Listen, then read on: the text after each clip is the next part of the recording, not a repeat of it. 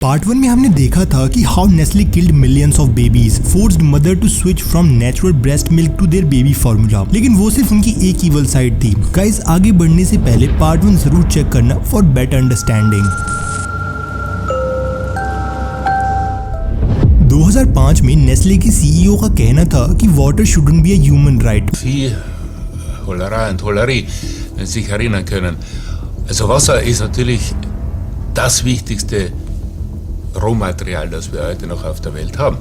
Es geht darum, ob wir die normale Wasserversorgung der Bevölkerung privatisieren oder nicht. लेकिन media उसका विरोध करती है, जिसकी वजह से वो बाद में अपनी बात से पलट जाता है। लेकिन नेस्ले के एक्शन वाटर के टूबर्स बिल्कुल क्लियर थे। फॉर एग्जांपल, पाकिस्तान में साल 2003 में नेस्ले ने क्लीन रिवर वाटर को विलेज और टाउन से डाइवर्ट कर दिया और अपनी फैक्ट्री में बॉटल्स में पैक करना शुरू कर दिया था। और अब इसी पैक्ड वाटर को वो इन विलेज और टाउन्स में बेच रहे थे, लेकिन काफी हाई प्राइसेस पर। इनफैक्ट नेस्ले ने इस लेवल तक वाटर खत्म कर दिया था कि वहाँ के लोगों को कंटामिनेटेड वाटर पीना पड़ रहा था, क्योंकि वो लोग नेस्ले के महंगे बॉटल्ड वाटर अफोर्ड नहीं कर सकते थे। नेस्ले की स्ट्रेटेजी थी कि लोगों को उनकी बेसिक नेसेसिटी से दूर कर दो, जैसे कि क्लीन ड्रिंकिंग वाटर, और उसको एक्सपेंसिव अल्टरनेटिव में बेचो। बेसिकली उन्हीं की चीज को उन्हीं को बेचो, बट हाई प्राइसेस पर। According to multiple reports, there are claims that they have sucked the land dry. उन्होंने नेचुरल वाटर को हंड्रेड्स ऑफ फीट तक खत्म कर दिया था।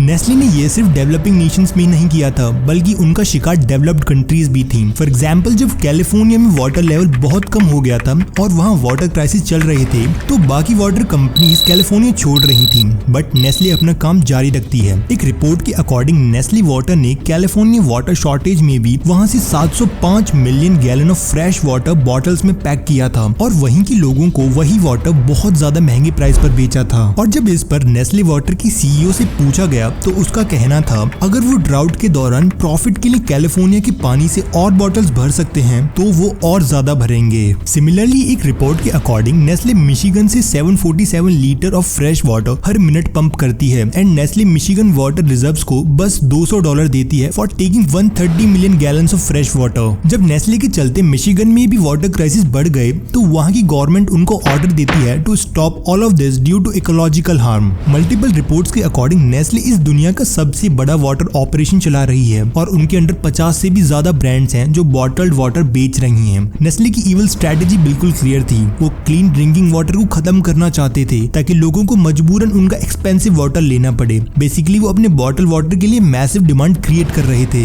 एक आर्टिकल में ये पब्लिश किया गया था कि नेस्ले $10 में खरीदे गए टैप वाटर को 50,000 से भी ज्यादा में बेच रहा था। नेस्ले यह पानी उन कंट्रीज में बेच रहा था जहाँ पर पैसे की और पानी की बहुत ज्यादा कमी थी। नेस्ले के इस एक्शन से यह बिल्कुल क्लियर था कि नेस्ले के लिए इंसान की कीमत बिल्कुल भी नहीं थी। उनके लिए उनकी टॉप प्रायोरिटी सिर्फ पैसा था।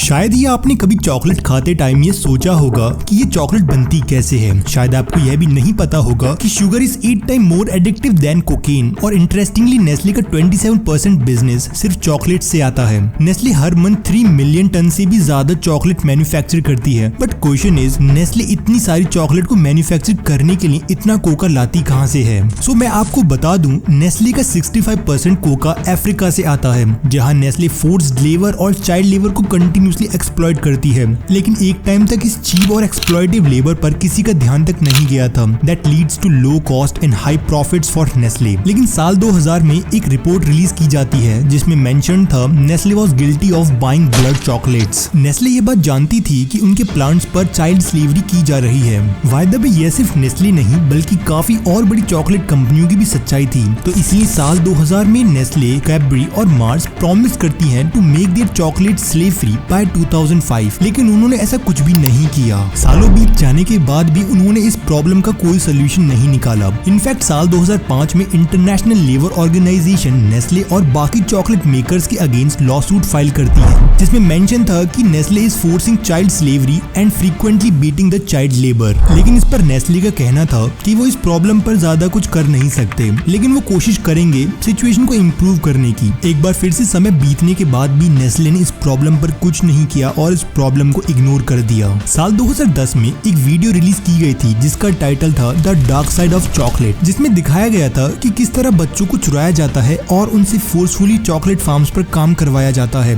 और इन बच्चों को पैसे तक नहीं दिए जा रहे थे। 2020 की एक इन्वेस्टिगेशन में पाया गया कि नेस्ले चॉकलेट फार्म पर 8 साल से कम के बच्चे काम कर रहे थे। नेस्ले इन बच्चों से पूरे हफ्ते काम करवाती थी और इनके बॉडी वेट से 2 गुना ज्यादा वेट इनके ऊपर डालती थी और दिन के एंड में सिर्फ इनको $1 दिया जाता था। एक बार फिर से नेस्ले का इस पर कहना था कि उन्हें इस बात की नॉलेज नहीं थी, बट वो कोशिश करेंगे कि सिचुएशन बेटर हो पाए, लेकिन सिचुएशन कभी बेटर नहीं हुई। मैं नेस्ले की इविल साइड का एक और एग्जांपल आपके साथ शेयर करना चाहूंगा। साल 2002 में नेस्ले इस दुनिया के एक सबसे गरीब देश की गवर्नमेंट से $6 मिलियन मांगती है। दरअसल ये कॉन्फ्लिक्ट 1970s में हुआ था। एक्चुअली उस time Ethiopian military foreign companies के एसेट्स को सीज कर रही थी और कॉन्फ्लिक्ट के सालों बाद सीज्ड कंपनी में से एक कंपनी को नेस्ले खरीद लेती है और इसलिए नेस्ले उनसे $6 मिलियन कंपनसेशन के रूप में डिमांड करती है। लेकिन ये कंपनी 27 साल पहले दूसरी गवर्नमेंट द्वारा सीज की गई थी और ये कंपनी नेस्ले की थी भी नहीं। चलो टेक्निकली मान भी लिया कि नेस्ले को कंपनसेशन मिलना चाहिए, बट प्रॉब्लम यह थी कि जब नेस्ले 6 मिलियन डिमांड कर रही थी उस टाइम इथोपिया बहुत बुरा टाइम फेस कर रही थी। लाखों लोग रोज मर रहे थे, उन लोगों के पास खाने के लिए कुछ नहीं था और उनके पास पीने के लिए पानी तक नहीं था। वो $6 मिलियन कंट्री की काफी हेल्प कर सकते थे, लेकिन कंट्री की हालत जानते हुए भी नेस्ले ने इथोपिया की हेल्प करने से मना कर दिया और कॉम्पनसेशन की डिमांड जारी रखी। इंटरेस्टिंगली नेस्ले ने उसी साल $65 बिलियन का रेवेन्यू जनरेट किया था, मतलब ये $6 मिलियन उनके लिए सिर्फ $1 के बराबर थे। जब मीडिया को इस इशू के बारे में पता चला तो लोगों ने नेस्ले के अगेंस्ट प्रोटेस्ट शुरू कर दिए थे। लोगों से बचने के लिए नेस्ले ने कंपनसेशन को 6 से $1.5 मिलियन कर दिया था। एक बार फिर से नेस्ले प्रूव कर देती है कि नेस्ले इस दुनिया की सबसे ज्यादा गंदी कंपनी है। उनके लिए सिर्फ और सिर्फ पैसा ही उनकी प्रायोरिटी है। लोग मरे या जिए उससे उनका कोई लेना देना नहीं है। गाइस, नेस्ले की इविल साइड यहीं तक नहीं है, हम इस पर एक कंप्लीट सीरीज बना सकते हैं। नेस्ले की इविल साइड जानते हुए भी कंपनी मार्केट को डोमिनेट कर रही है, क्योंकि नेस्ले इतनी ज्यादा वास्ट है कि हम चाहकर भी नेस्ले का कुछ नहीं कर सकते। उनके अंडर इतने ब्रांड्स हैं कि हम जाने अनजाने में नेस्ले से कुछ ना कुछ जरूर खरीदते हैं और नेस्ले की हेल्प करते हैं to expand even more. Guys, अगर आपको मेरी वीडियो में कुछ वैल्यू दिखती है तो प्लीज चैनल को सब्सक्राइब और वीडियो को लाइक करना। Take care and stay healthy.